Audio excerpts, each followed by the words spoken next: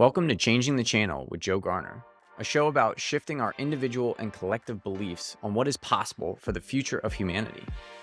As our understanding of how our reality continues to shift, we are at a point of reunification between science and spirituality.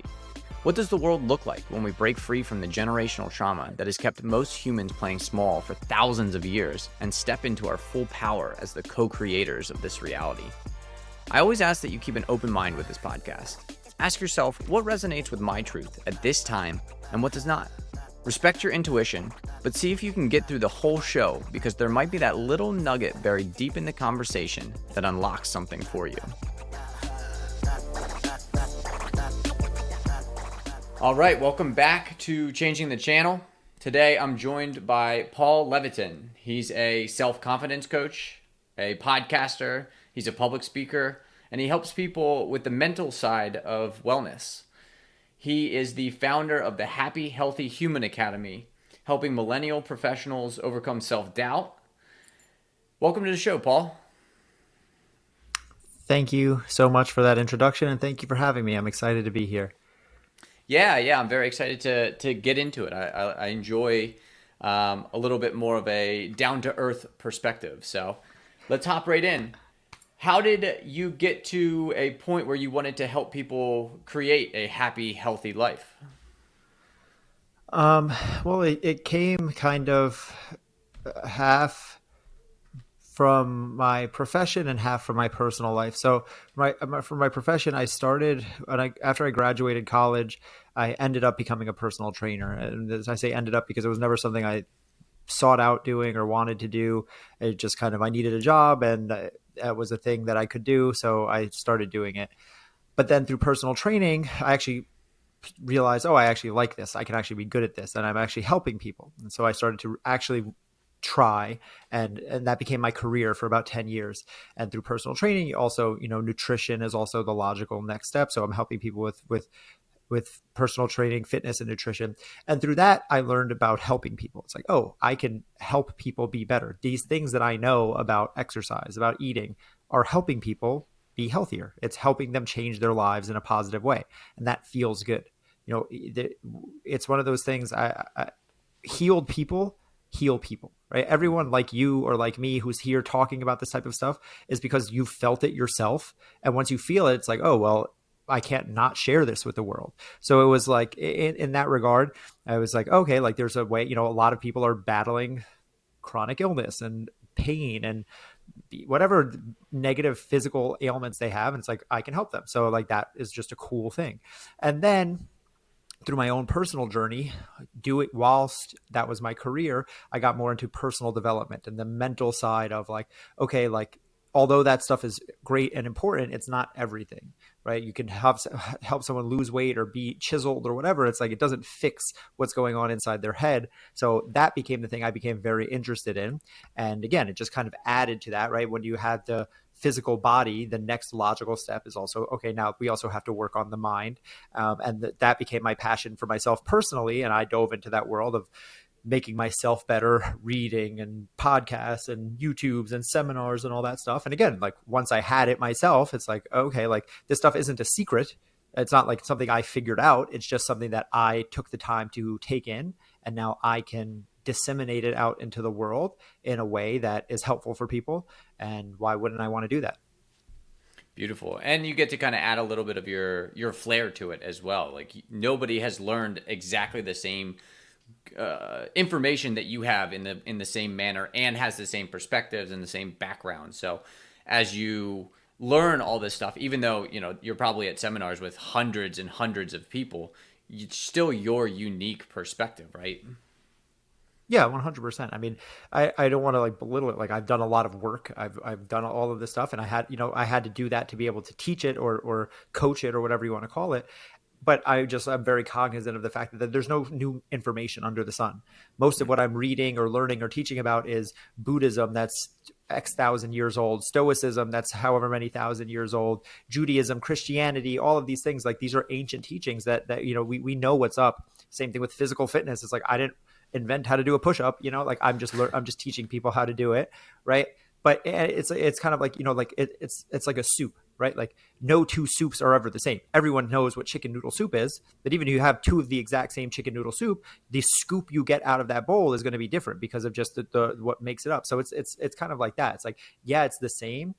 It's a little bit different in the sense that like it is my perspective on it, but it's the same. The meat and potatoes of what is being said is different, but it's the flavor you put on it. And that's what's important because that's what makes people able to absorb it. Something that I might say might click with someone, not because it's new information, but because it's the way I say things, because I bring my own whatever attitude to it. And someone else might not have read that book. They might have picked up the book that I read and they might have put it down because they were like, this book is boring. But I got on page 127, there was this one little golden nugget that I really liked. And now I'm regurgitating it on your podcast. And that's helpful for someone. So it all evens out in the end. Yeah, exactly. I want to take a minute from the show to share how you can support changing the channel. The show is my passion project. And if you feel called to support, the best place to start is by subscribing and sharing the podcast on whatever platform you're listening on. Next would be to check out my website in the show notes, where you can become a VIP of the show and get exclusive content not available anywhere else. Finally, you can engage with the Q&A and polls to have direct say in the direction of the show. I am forever thankful for your support. And now, back to the show.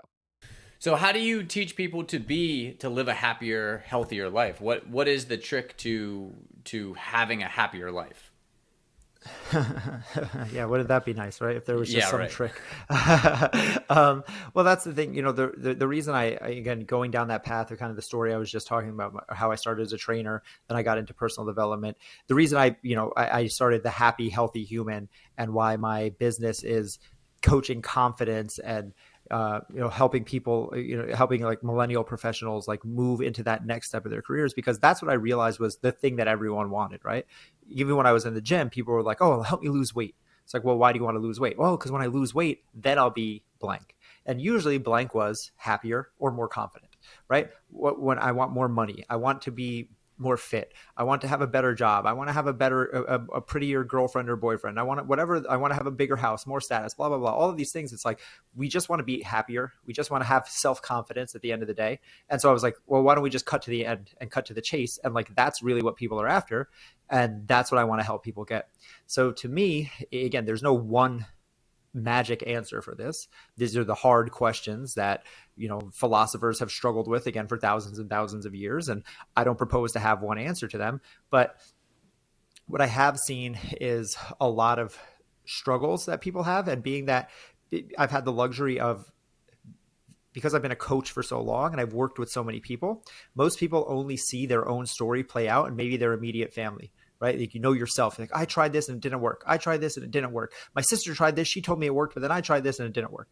But as a coach, you get to see it. You get to run more trials, right? I have thousands and thousands of iterations of people I've worked with over a decade. And I'm like, okay, these are the bottlenecks that most people get into. These are the things that hold people back. These are the places that most people do well and then they fall off, right? Because everyone has the same experience. Like, everything was going good until blank.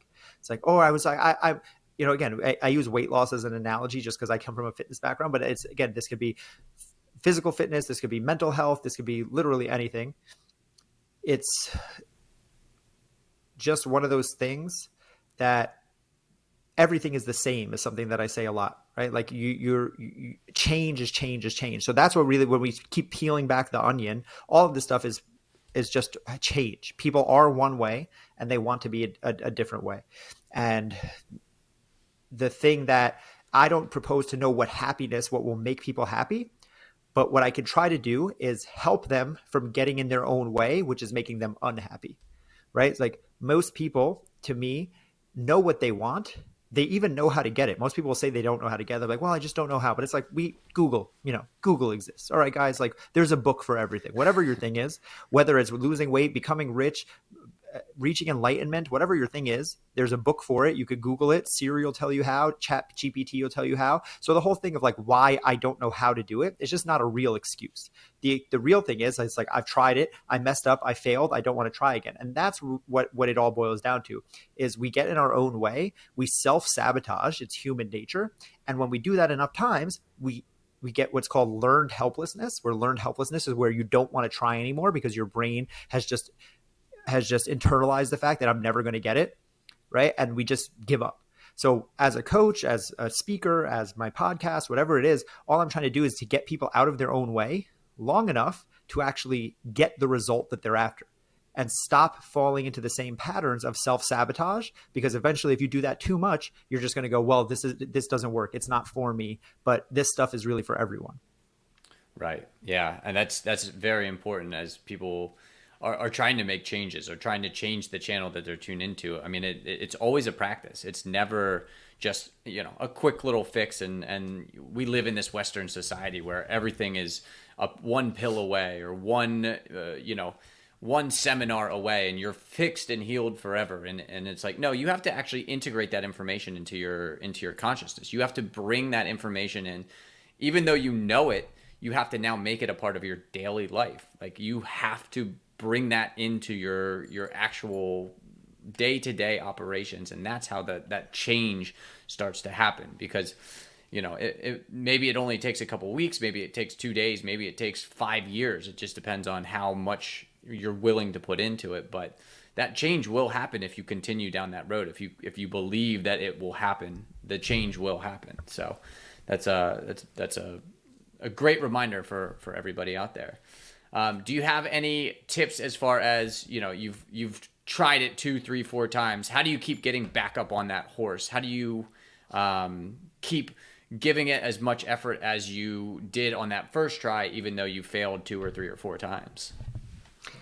Yeah, that's a great question. I think that there's a combination of things. One is, if I failed a bunch of times, the first place I'm going to look is at the goal, because why am I failing over and over?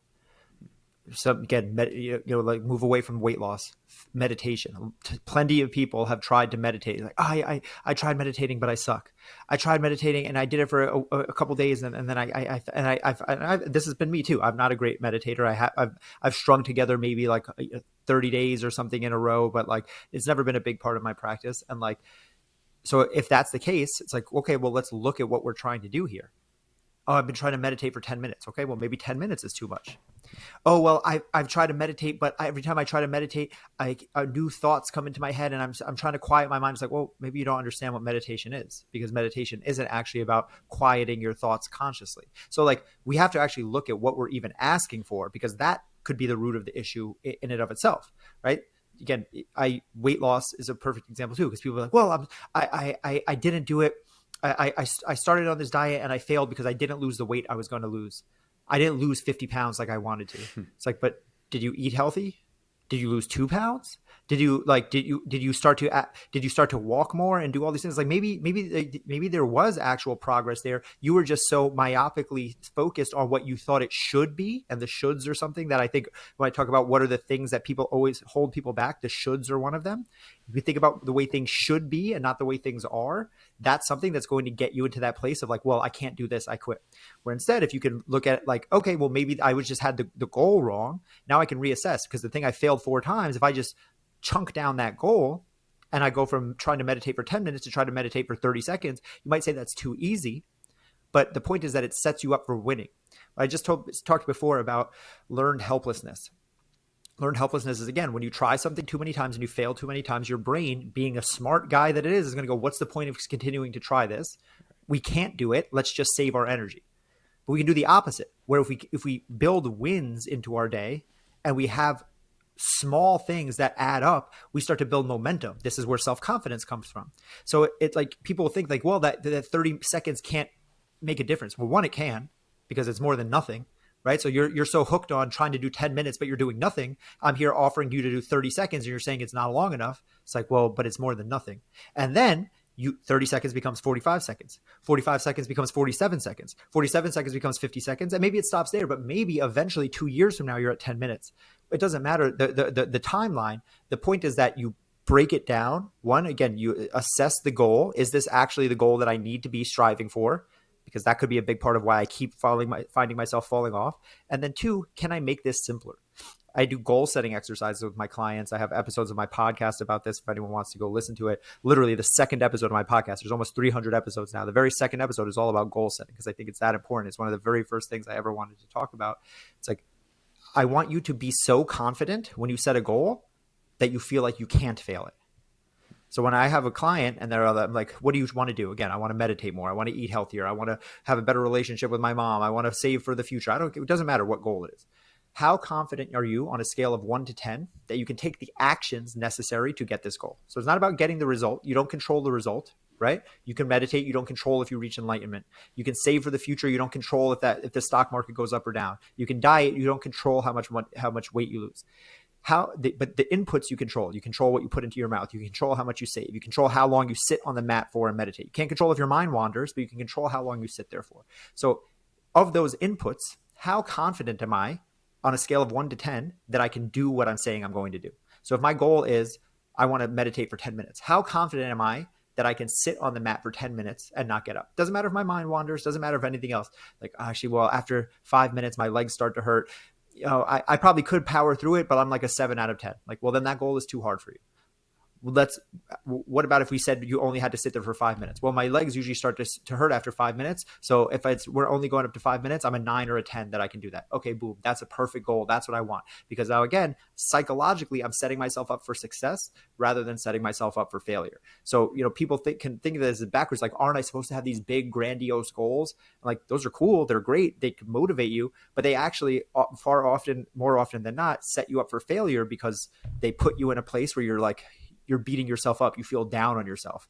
Oh my God, I've tried everything. It doesn't work. I've done this 100 times. How is it going to be different on the 101st time? So it's like, I'd rather it be so stupid simple that it almost feels insulting. You're like, are you seriously going to tell me that like this is even a goal? I'm like, yeah. And then tomorrow you make it a little bit harder. And then tomorrow you make it a little bit harder. All of a sudden you're a new person down the road. So that's how I would tackle this stuff in a tactical kind of way.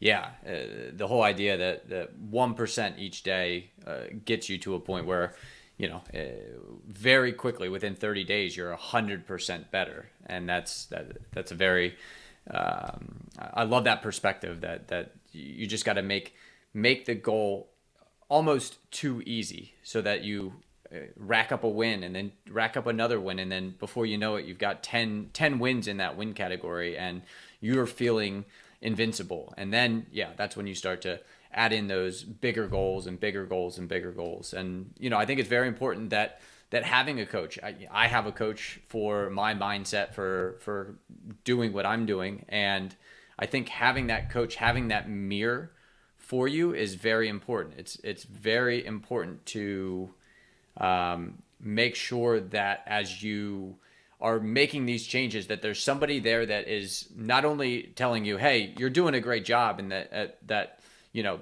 that's a big win. That's a huge thing that you just did, even though it might not seem like it to the person that's doing it because they've failed 6 or 7 or 8 times and then they had this little win and they're like, oh man, cool, I got one win. It's like, no, that coach is there. They're building you up. They're helping you understand how big of a momentum changer that is. And then they're there to be a mirror when you're down on yourself, when you're, back in that negative aspect of yourself and just kind of poo-pooing everything that's going on in their life. Yeah.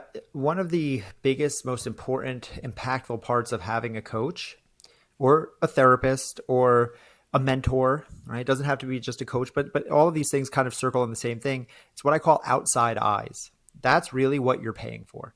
If you pay for a coach, if you hire a therapist, even a mentor, if they do it for free, whatever, it's like what you're paying for is a second perspective. I just said before about how you only see things from your own life, right? Like again, you might know yourself, your family. We only see things from our own point of view. But what a good coach will do is they'll take you outside, right? You're the saying, you miss the forest for the trees, Mm-hmm. And if you are only looking at things from one way, you get caught up. One of my favorite sayings is you can't read the label from inside the jar. When you're too close, you get stuck in it, right? So sometimes you need someone to pull you out to realize like, oh, it's not the way I thought it was, right? Like again, the example I used before. Oh, I set my goal to meditate for 10 minutes. I only meditated for 2 minutes today. I'm a failure. That might be how it feels. That might be literally how it feels to me. But then my coach might go, hey, but a week ago you were only meditating for 30 seconds or you weren't meditating at all. So actually 2 minutes is a huge improvement. What if we looked at it that way? And then you go, oh, okay, I wasn't looking at it that way. Just that simple act of them changing your perspective, that's what you're looking for. That's what that person, because we're always our own worst critic. So having someone outside of us to help us see things from other angles is what is the most valuable thing that we can get for, we can ask for from someone. Again, like I said, it doesn't have to be a coach, but this is the same thing that a therapist would do. If you sit down with someone for talk therapy, cognitive behavioral therapy, any type of therapy like that, that's all they're doing is just going like, okay, that's how you see it, but what if we looked at it like this? And that can change everything, because the way you see things dictates the reality of what your actual life is. Right. That's the main theme of this podcast, that the internal reality is creating the external reality. That when you shift what your beliefs and what your patterns and what your thoughts are, you now live in a different reality. You're changing the timeline that you're existing in, and that I think it's a fundamental principle in any self-development, in any philosophy, in, I would say, probably most religions as well, is that, the work that needs to be done is the work on yourself, and that's where it starts. And then, as you and I have kind of experienced, as you do that work on yourself and you start feeling better and better and better, now you have this pull towards helping others. Like, I experienced this is something that I went through, and it made me feel so much better, and now I want to share it with other people. And that's the journey of any self-development process, basically. Now, we had talked earlier about the natural rules of the universe, or the natural rules of how reality works. Can we get into a little bit about that and how that plays into how you coach people? Yeah, this is something, when I think about coaching, I think of everything like a game, right? Life is like a game. And I think that a lot of people struggles, again, what I said before, I don't know how to make everyone happy, but I do know what makes people unhappy. And what makes people unhappy, to me, again, what I found is that people are playing the game without knowing the rules. And when you're playing the game not without knowing the rules, it's like, if you ever played Mario Kart, I don't know if I'm dating myself, but like, you play Mario Kart with Super Nintendo, back in the day, and you pick up the wrong controller, or you're looking at the wrong screen, right? Remember, it used to be split screens, and you're looking at the wrong screen, and then all of a sudden you look at the top and the guy's just bumping into the wall, like bump, bump, bump, bump, bump, and you're in last place. That's how people are playing the game of life. They think they're playing, they think they're in control, but they're actually just slamming themselves into a wall headfirst over and over and over. So the first thing we have to do is be like, okay, like, that's not how the game works. That's not how you play. You're holding the controller upside down. And then that's not to say that they're going to take off and be in first place, but at least they're playing the game now. At least they're in the race. And at least they have a chance. And having a chance and coming in last place feels a lot better than just coming in last place because I didn't even know what was going on. Right. You haven't even left the starting game. Right. Exactly. And that's when people get frustrated, because it's like, they're like, I'm doing everything right. It's like, you're not doing everything right. You think you're doing everything right, but you're not. You're holding the controller upside down. You're looking at the wrong screen. You're not even playing the same game. So for me, there's certain just realities that we have to come to grips with to start playing the game in the way that it is. And to me, there's certain things like understanding what we control and what we don't. Right. There's, the concept of like spheres of influence, right? Focus all of your energy on what you can control. And I think this is a great place to start, because, what is happening in the election cycle or something like that. It's like, okay, I can vote, but I can't control any of that. What's happening with the virus and the mask mandates? It's like, I can't do it. I can't control any of that. What's happening with my boss, whatever. It's like, there's only so much in this life that we can control, that we even have any say so over. Right. And it's like, when I talk about a truth, like, that is a truth. Like, no amount of me wanting that not to be so makes it so. No amount of someone saying like, no, you control, your elections, like, your vote counts. It's like, okay, but it doesn't. Like, it counts as much as one vote counts, but I don't have a sway over that. No amount of someone like kicking and screaming and digging their feet in can change the way things are. So what we control is only what's limited to our own body, our own thoughts, our own minds. And then I go a layer deeper, because I'm like, in reality, you don't even control that, right? On this podcast already, I've misspoken several times, right? I control my words until I flub what I'm saying. I control my thoughts until we all had negative thoughts before, and been like, why did I even think that? Or, couldn't stop thinking about an ex or something like that, and you wish you could get them out of your head. So it's like, oh, well, I control what your thoughts are, but you don't control your thoughts either.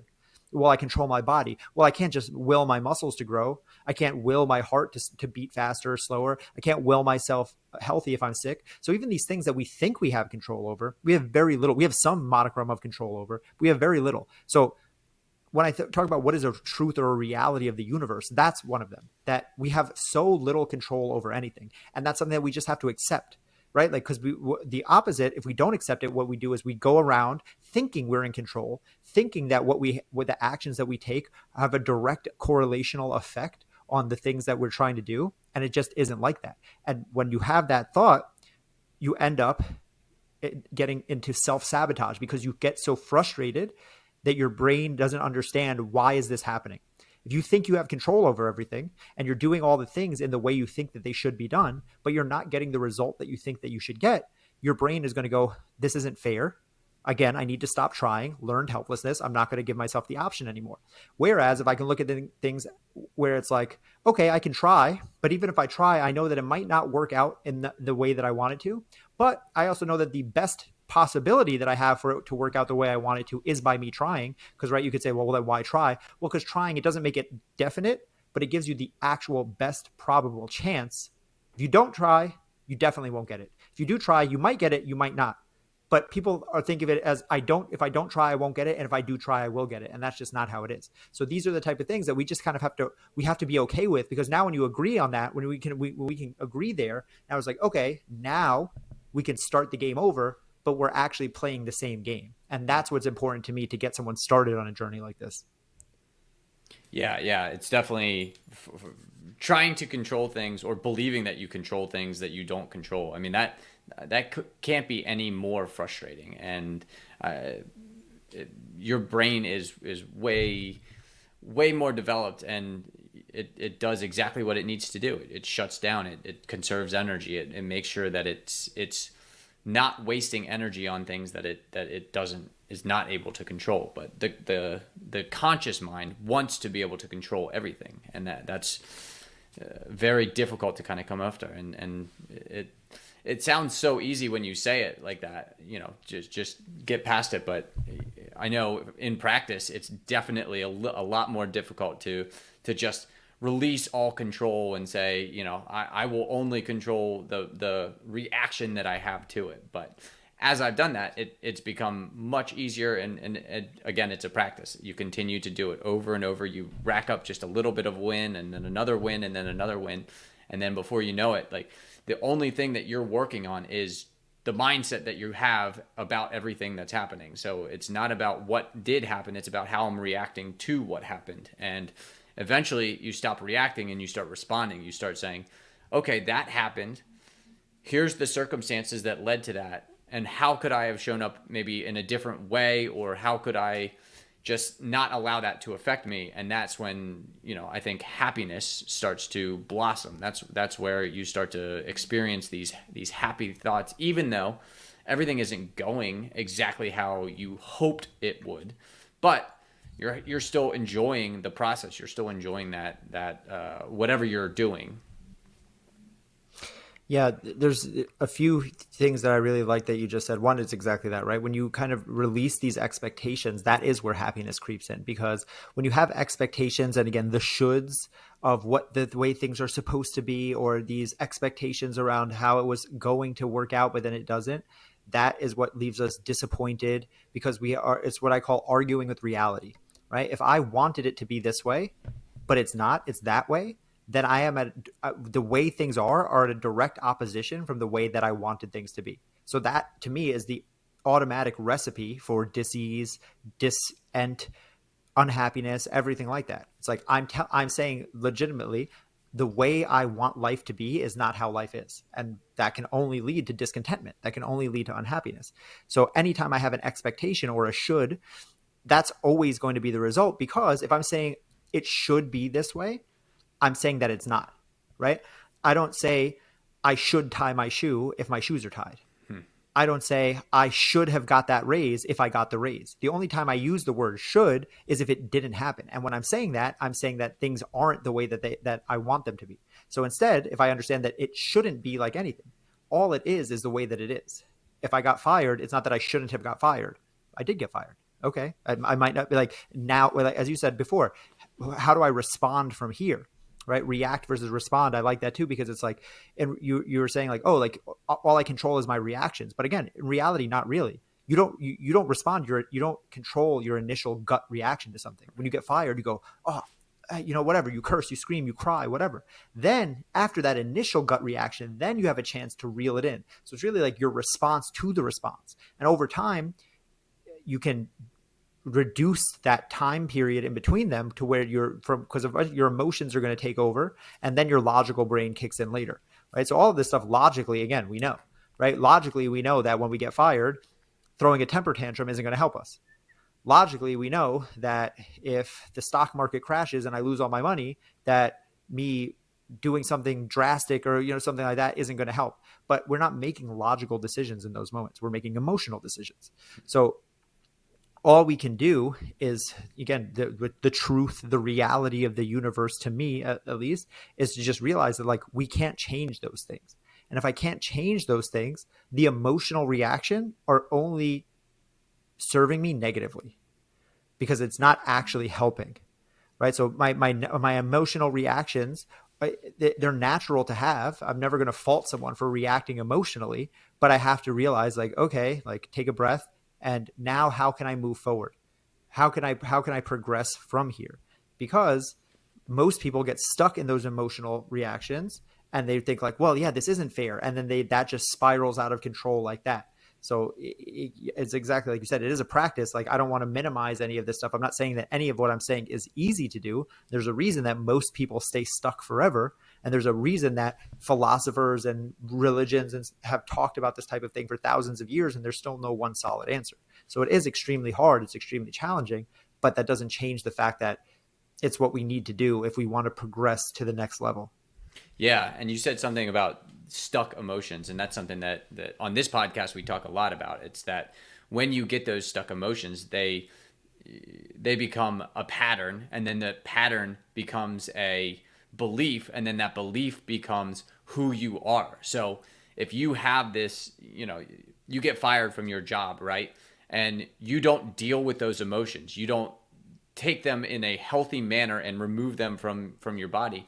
Then they become a belief. You start to believe, oh, well, I'm not good enough for this job, or I'm not good enough for any job. And then that belief starts to become that pattern.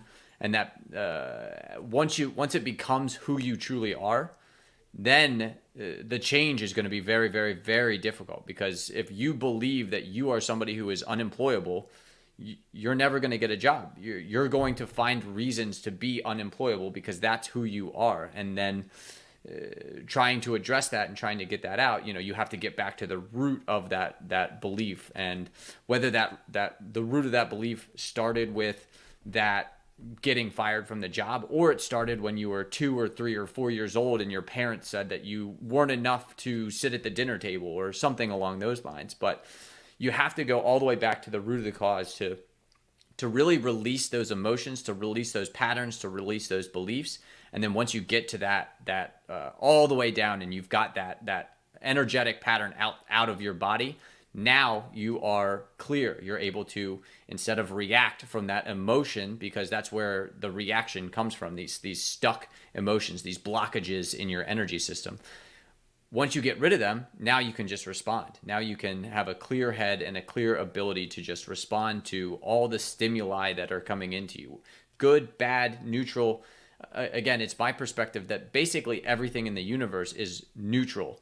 You, as the conscious being, gets to decide, okay, that's good or that's bad, or that's positive and that's negative. And at the fundamental level, that's just not true. It's just a story that you're telling yourself. You can always see the other side of the coin, whether it's positive or negative. And that's kind of the fun part of being in this duality that we exist in, right? It's that you get to pick and choose what stories or what side of the coin that you get to experience.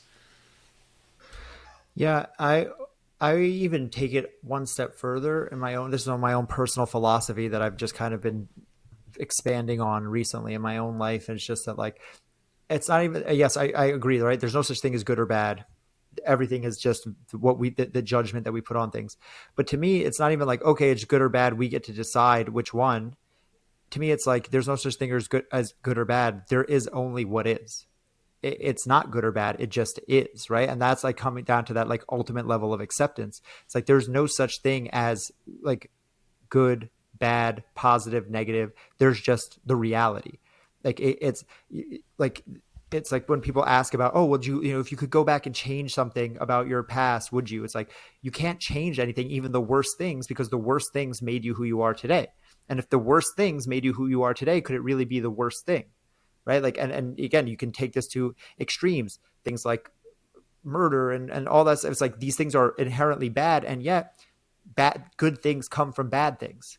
Right. Someone's mom dies in an accident, and then that person becomes a police officer, and then they save 500 lives. I don't know. I'm making things up, but like stuff like that happens. Right. Like, well, killing people is always bad. Well, what about the Navy SEAL who shot Osama bin Laden? It's like, these things are just like, they're just things that happen. And when we can accept them for what they are, which is a piece of the story, everything is just a story. Everything that's happened up until now is a piece of my story, and I can just respect it from that. I can take it, I can learn from it, and I can move forward. The more I can detach emotion from these things, because all of these things, they like the stories, when we put emotions on them, then they become a bad thing. It's like, oh, well, that was like that's a sad story. That's a bad story. I hate that story. It's like, well, that's because you're attaching emotion to it. If I can just look at these things like data, like, okay, that's just a thing that happened. Now I get to just live my life. I'm unburdened by all of this stuff, all of these stories, because that's all it is just stories, right? Like the same person, I mean, different people can hear the same story. And like you said, one person's going to judge it good, one person's going to judge it bad. So what if I just realize that it's just a story? It's not, the point isn't if it's good or bad. The point is that it happened. Okay. It happened to me. That is in my past. Now I'm where I am. Now I get to move forward. So for me, it's just like, the ultimate understanding is that like there is just reality. Anything that is a judgment beyond that is just a judgment, and it doesn't serve any true purpose. Like, again, if I'm saying that it's a good thing, it's like, what does that actually do for me? It's like, to me, it's just about like, can I accept the reality? And if I can accept reality, I can move forward without a burden. It's not weighing me down anymore. I accept it. I can leave it where it is. And now I can move forward unburdened. And that to me is the ultimate goal, is to not have all of these stories weighing us down, whether they're good or bad or positive or negative, to just be able to say, okay, that happened. And now I'm okay. And now I can move forward. Perfect. Well, I think we figured it out. I think we figured out the key to happiness.